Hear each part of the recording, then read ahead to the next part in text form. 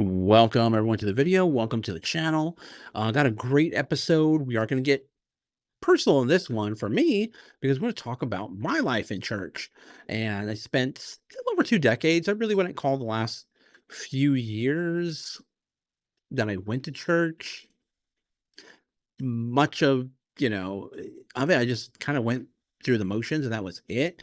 But talk more about my childhood within the church. So let's get into this episode. Like the video by hitting the thumbs up, subscribe, comment down below. Let me know what you think. Was your life like this as well too? But let's just go ahead and jump right into it here. Because I talked a lot on the channel, about religion, faith, control, identity, questioning what you believe. But I know there's something I really haven't done. I've mentioned it from time to time. I never really told you what my life in church actually looked like. And when I say I grew up in the church, I don't mean that my parents took me to church for an hour on Sunday morning and then that was it. We went home. No, it wasn't like that at all. I grew up in a Hispanic Southern Baptist Christian church, which is probably a little unusual because when you think Hispanic family and Christianity, you immediately think Catholic. I am a Mexican, and Hispanic encompasses a lot of Latin America. Southern Baptist Christianity was the world that I grew up into, starting when I was a baby. Now, I do have some experience with others as well too. My uncle and aunt and cousins, they're apostolic Pentecostal, so that's probably deserves its own episode as well too. So I do am familiar with that. But the church, big part of my world growing up. Sunday alone was pretty much an all-day event. We didn't have simply just one service. There were 2 services in the morning, 2 services in the evening, along with Sunday school as well too for the kids. And every once in a while, there would be an additional service early morning. Sometimes on some really, really special occasions like New Year's, Christmas, there were very extra long services. So in between, though, on a typical Sunday, there was usually about 4 hours for going out to eat, hanging out. Sometimes a bunch of people from church would go out to eat somewhere. Sometimes people would have food at their house. Maybe there's a birthday party that people were celebrating. Sometimes the church would simply just have food there at their social hall.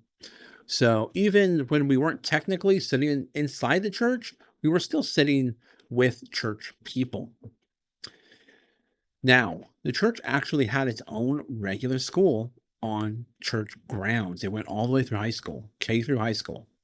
And church members were encouraged to send their kids there. A lot of the people that were running the school were people from the church, usually people that were already in a leadership role with the church were in the leadership role at the school as well too, or simply on church grounds. A lot of my church friends did go to that school. I did not. And as a kid, I always felt left out. I would get together with my church friends and they would all have, their inside jokes, stories that happened at school. And I had no idea what they were talking about. So at the time, there was definitely some jealousy there. I definitely wanted to be a part of what they were talking about. And, looking back at it, I consider myself extremely fortunate that I was not a part of that school. I went to a public school, and because I went to a public school, I always had two completely different groups of friends. I had my church friends, and then I had my friends that didn't go to church or were outside of the church. And I'm very, very thankful for that now. Very, very thankful because I grew up with a lot of different people, different backgrounds, and diversity I'm in California, Bay Area, California. So the diversity is huge here. And that gave me something, it really gave me something to compare against. Because if I had gone to church school thinking about, what my life would have looked like, Sunday, I'm at church all day, Monday through Friday, going to the school. And now there's also other services throughout the week. There's Wednesday night services as well, too. Uh, Friday night, there's prayer night at the church. Saturday, there would be group sessions. So not necessarily at church, but at someone's house. Every other Saturday was a workday at church. And if you were an adult, you were expected to show up and serve time there. Um, Teenagers weren't necessarily required to be there, but encouraged. Then there were also special events like retreats, which occurred once a month. And the retreats, they were sometimes they were geared towards just men, sometimes they were geared towards just women, sometimes they were geared towards families, kids, young adults. There was always something church related in the schedule. When I was a kid, I really, I didn't look at any of it as being negative. I wasn't sitting there thinking, look at all this indoctrination that's occurring around me. I was just a kid. My friends were there. It was fun.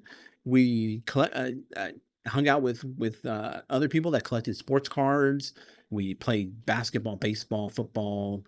A lot of my time was basically just thinking about, when's the service ending?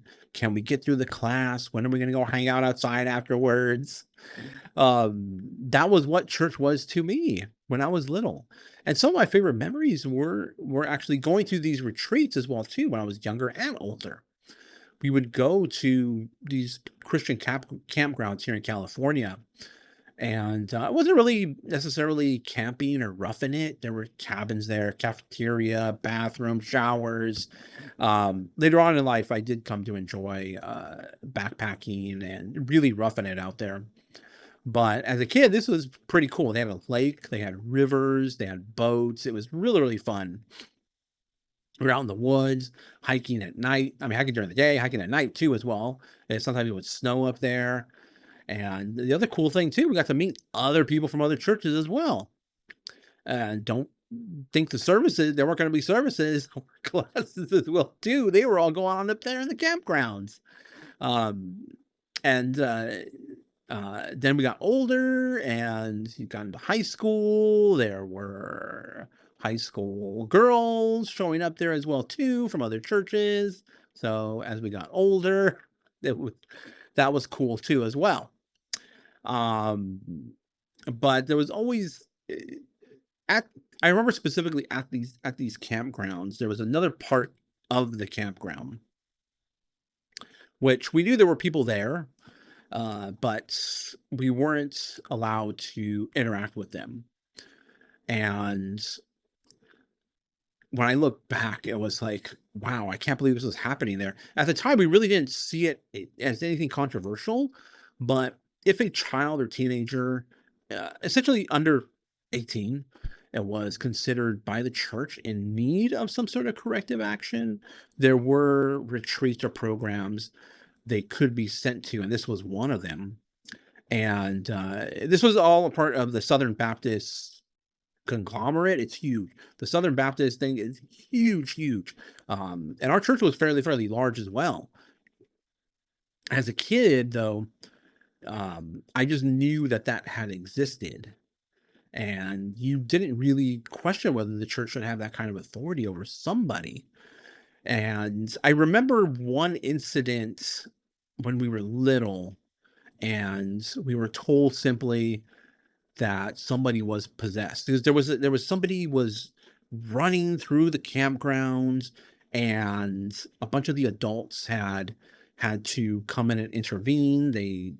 I was told this girl was tackled by several of the adult men, and they believe she was possessed. I was told she was throwing around these adults, and I'm like, okay. When I was little, when I first I was little, I was like, oh wow, this girl's possessed. I was thinking like from the movies, right? She's possessed. But then later on in life, as I was told the story from people that actually had firsthand account of this, I was like, wait, I don't think this girl was possessed. I think she was trying to run away. She was trying to get away from something. So, um, the whole thing was just a part of the system. And that is something I noticed a lot looking back. There were things that seemed completely normal because that was all that we had known. We were When you're born into something, you don't sit there as a 5-year-old and analyze it like I do now. I don't ask, is this denomination correct? Is this interpretation of the Bible correct? What evidence do you have for this? You're just a 5, 6, 7-year-old, 8-year-old, 9-year-old, 10-year-old. You're thinking about, like I said, I'm thinking about my friends. I'm thinking about hanging out. Um, what are you going to do after church is over, after the service ends? What are we going to play? But while all that fun stuff was going on, we were also being taught a very specific understanding of God, salvation, heaven, hell, sin, morality, what was right and what was wrong. And it wasn't really being presented as one possible interpretation. It was simply the truth, and that was it. Now, I was always a little bit different when it came to that. There were several of us who were constantly questioning things. I was always looking for more answers, or just for answers in general. I was never completely satisfied with, you just have to take it on faith. I still definitely believe that faith is very, very important, even with what I believe or how I believe today. At some point, you reach the limit of what we can actually know. There are things about existence, death, God, the universe, whatever it may be, that we may never completely understand while we're on this planet. Eventually, there's going to be a gap where faith has to come in. But I want that gap to be as small as possible. Give me everything we can know first. Give me all the evidence. Give me all the facts. Let me ask my questions and investigate. Let me get as close as possible as I possibly can to understanding something. And then whatever is left after that, okay, maybe that is where the faith comes in. But growing up in the church, something that felt like they wanted that gap just to be as large as possible. Just have faith. Don't ask too many questions. This is the truth because this is the truth. And that never completely worked for me, even when I was young. I was also very interested in science growing up, outer space. I wanted to be an aerospace engineer is what I really wanted to be. And eventually, even though I stayed in public school, I did end up in a program where it geared me towards aerospace engineering. So I had this very different part of my life where asking questions wasn't a bad thing. You were supposed to ask questions. You were supposed to figure out how something worked. And I think having one foot in the church and definitely one foot out of the church made a huge difference in who I am today. Because some of my friends didn't have that at all. Their friends were church friends. Their school was the church. Teachers were church members or church leadership. Weekend were all church activities. Everything simply reinforced the same belief. And some of those people, even today, to this day, really don't question it. This is the truth, and there's nothing else. That's it. And when I was younger, I used to feel bad for those people, but I would I would think, how can you be so indoctrinated in this? How can you not question any of it? But I don't really look at them that way anymore because I know what they went through. I was there with them. Some of these people were in the church nursery as babies like me, same age as me. Sunday school, they went to the Sunday school, the church school, then all the services. They went to every single retreat. I know some people that went to every single retreat that was offered to them. Um, then when they would graduate from the school, there was also a Southern Baptist Christian college in Southern California. So when somebody spends practically their entire childhood inside one belief system, I'm not going to sit here all these years later and call them ignorant. You don't know what they've been through. And if that faith gives them peace, if it helps them through the day, gives them something to hold on to in this world, I'm not interested in ripping them away from that. I can question the system and still care about the people that are still within inside of that. But the interesting thing is that despite all these rules, everybody inside the church is still human. We were taught that salvation itself was actually pretty simple. Accept Jesus Christ as your Lord and Savior. Pretty simple. That's what I was taught in Sunday school, in services. But around that simple idea, there were a whole lot of expectations. You better be attending church, going to Sunday school, going to all these retreats, and then there were all the things you definitely weren't supposed to be doing. No tattoos, no drinking alcohol, repenting, sex before marriage. And the sex was really a big one. You were supposed to wait until marriage, and then it was supposed to be with the person that you married, and that's it. But the reality inside church was very different. I will tell you, people were having sex. People weren't married and they were having sex. People who were married were sometimes having sex with people they weren't, having affairs. It happened just among regular members of the congregation, and it happened to people within leadership. People would obviously gossip about it. There's plenty of gossip to go around inside church. You would think everybody inside church would be these holy angels, holy saints who never talked about anybody, but that was far from reality. And even as kids, we heard these stories.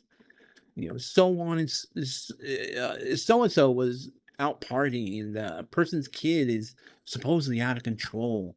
They're listening to rock and roll or listening to heavy metal. And looking back now, half the time, the kid wasn't really out of control, not in the grand scheme of things. They just weren't doing what the church wanted them to do. Then you had very dangerous situations. There was one situation I remember. It was involving a senior person within our church, happened to be the oldest son of our pastor. He was also a police officer at the time, married, children, and he was an instructor at the church school prior to him being a police officer. And what we heard at the time was that he had an affair with a woman from the church, and that was it. Really no other details. And I do know that the affair occurred because he later said it, that it occurred. She was an adult when it happened, but she was considerably younger. Not that that's, that really makes it too much of a difference, but and she had actually been attending the church school when she was younger. So not that I'm aware of anything that occurred, but he was an instructor there. So he was an adult being an instructor there, and she was a kid there at the school. I knew both of these people. I was younger when all this happened, so I didn't understand the full situation at the time. But as I got older, I heard more from my parents and other people on what had supposedly happened. What I understood was the affair, that after everything came out, the woman eventually moved away and she began attending another church in Southern California. And I was also told that the church leadership up here and down there all spoke to this person's parents. They were, even though she was already an adult, they encouraged her to enter this program that was associated with the Southern Baptist organization. And I didn't personally witness it. This is all secondhand information. I do know the affair occurred. They were adults when this occurred. And I'm telling you, this is all what, when you're a kid and you're hearing all this, you're like, oh, it's sex, right? And as a kid, you're just, oh, sex, giggle, right? But don't really, you don't really know all the details, or maybe you hear all the details, but that's just, you're just thinking about the one word and that's it. So looking back now, I'm like, oh man, and we hear of things of conditioning and, this wasn't all throughout the church, but I'm just saying that these things not only happen outside of church, they happen within church, within supposedly holy places. We're being taught incredibly strict standards about sex, marriage, morality, and yet those same problems exist with not just within the church congregation, but with the people who are in leadership roles within this church. So people are people. People will always be people. Humans are humans, will always be humans. You put them in a church, put them outside a church, there's still going to be people and humans. People and humans. Um, I saw something else happen when I was with a lot of kids who grew up almost entirely inside the church system. Once they graduated from the school that the church had and started working or went off to college, some of them went pretty wild. Suddenly they had freedom they've never experienced before. I know plenty of them that started drinking heavily, partying heavily, multiple sexual partners. Everything they had been warned about their entire lives, they were doing. And yet they would still show up to church whenever they were expected to, sometimes hungover. Then I know many of them, a lot of them actually, would have several years would go by and they would start to come back to the church. Most of them did settle down, got married, had children, and reintegrated back into the church, or they found another church, depending on if they, maybe if they went to another. I know a lot of them that went to Southern California because there was a big Southern Baptist college down there, and many of them just ended up down there, going to churches down there, starting families down there. But I know a lot of them that they're sending their children to the same system that they grew up in. And watching the cycle just repeat itself is it fascinates me, because it makes me wonder what happens when somebody is taught rules their entire life but never really has the opportunity to decide why they personally believe those rules are right. Once the structure disappears, sometimes everything disappears with it. And eventually, a lot of people return because that structure is familiar. It was their home and can still be their home. It's what they know. For me, I think a lot of things turned out differently because I was never completely enclosed in that world. Did my parents make us go to church? Yes. If you look at the schedule I just described, but they weren't necessarily trying to force us to conform to have it conform to every part of our lives. I had my public school friends. I was into science, aerospace. I had whole nother world outside of church. And I'm incredibly thankful for that. I don't regret growing up in the church either. And I don't resent my parents for taking me to church, for being a part of the church. I don't resent any of the services. Obviously, I tried to escape the services if I could. The retreats were always a blast. And the people there, I don't resent any of the people there that taught me, that were there, because all of that helped me shape who I am today. Some of my best childhood memories happened there. Some of the questions that eventually changed my life started there too. Maybe I wouldn't have questioned anything if I hadn't been there. And maybe that is the biggest thing I took away from all of it. I still believe in God. I believe faith has its place, but I don't believe faith should ever be used to stop somebody from asking questions. Faith should begin where our ability to understand ends. It shouldn't be used to keep us from trying to understand in the first place. I grew up deeply inside the church, but fortunately for me, I always had one foot outside of it too. And eventually that gave me enough room to stop asking what I was supposed to believe and start asking myself, what do I actually believe? That's going to be the episode. Thanks for watching. Hope you enjoyed it. A little peek into my life in church that I had many, many, many years ago now. And I hope you enjoyed it. And let me know in the comments if you're familiar with any of this. I'm pretty sure there are a lot of people, because I still know a lot of people. I'm pretty sure there are a lot of people that go through this right now. But thanks for watching. Hope you enjoyed it, and see you in the next one.